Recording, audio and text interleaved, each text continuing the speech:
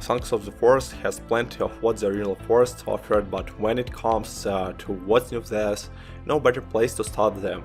With our new little A helper friend Kelvin, he could well have realized survival games as we know them, and Kelvin is one of operative team members, and we have been sent on a mission to rescue two billionaire Puft and family members. For reasons unknown, the helicopter that we are traveling in is shot down, segueing into what's become a very typical survival game. Intro, but prior to this we get a little glimpse into Kelvin's personality before he received his vocal removing brain damage, so while everyone else is hard at work planning the upcoming missions, Kelvin's obnoxiously enjoying the presence of his own company and copying the homework of his teammate. Then we get a little glimpse into how severe his brain damage actually is, and his eyeballs launched out of their sockets, and we even get a little glimpse into what our playable protagonist actually thinks of Kelvin probably sick. Of all his obnoxious slapping and crazy eyeball launching shenanigans, clearly refusing to stick out a hand to help poor Kelvin and then pretending that he does really care, at the very least second like on Kelvin you're failing off. So I am, and so the game begins, and look who it is causing a sense.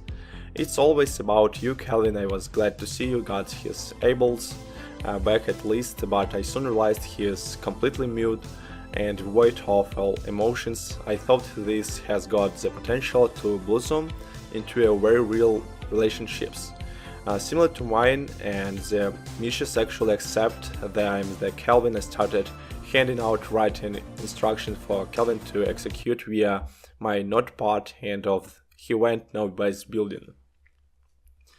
It's an entirely optional aspect to the game, minus creating a tent to save your game and the gathering of the items on your quest to build a new home is where Kelvin truly shines, streamlining the process so you have both got a little conveyor belt of logs heading towards your base's location. I try to believe that official revulsions have survival games developed going forward, especially ones with single player experiences, and while playing co-op is an option, Kelvin really helps elevate a lot of the grind for those waiting. To build a skyscraper made entirely of logs, Kelvin will also be a helping hand pointing towards any of those beast cannibals that are lurking in the bushes, and even though he is a spineless coward that will run in the opposite directions, he will at least provide you with a good source of entertainment by setting himself on fire. For your own amusement, he requires little maintenance other than being picked up once he has been taunted, and he can be killed, removing him entirely from the playthrough.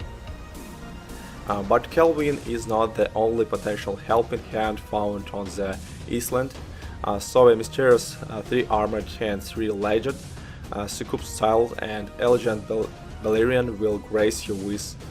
He presents a very different presence to Kelvin, but a helpful one. Nonetheless, I won't spoil too much about her backstory because she is linked to the overchanging narrative, but she too can help you out think of Kelvin like a good little dodgy. Obviously taking orders and needing a break once in a while with his efficiently to the player being more stamina based, whereas our triple-limbed lady is more like a cat wandering off doing her own thing, and depending on your action in her percent that will change her affinity towards you and play nicely, and she will start bringing you little traits like houseplants or little bits of food. To eat both of the A helpers will bring you a basic survival items of health and food, and it's like the old saying, teach a man to fish, and now you have got some. He will keep bringing your fish. It's very helpful. The one thing our family tripod friend won't grazer for you though is the base building requirements, which is a shame really, because you would have thought the one with 3 arms would have been able to do a little bit more. Of the heavy lifting, the base building mechanics have been totally revamped to again a refreshing and innovative mechanic that I think a lot of other survival games will start to take inspirations from. You can revert to the original method of base building for those who prefer, but there is a much wider level of creative freedom afforded to the player with the step-by-step instructions. In a manual, merely guiding you instead of quite lightning boxing you into cutane basing, chopping logs in house quarters. Filling down the ends to create spikes, it all adds a very methodical feel to the process rather than chucking a lot of materials into a prefabricated, ghosted blueprint. It does require a lot of trial and error figuring out these new mechanics, so I think some probably most would prefer to watch a few tutorials. Thanks for watching, subscribe to my channel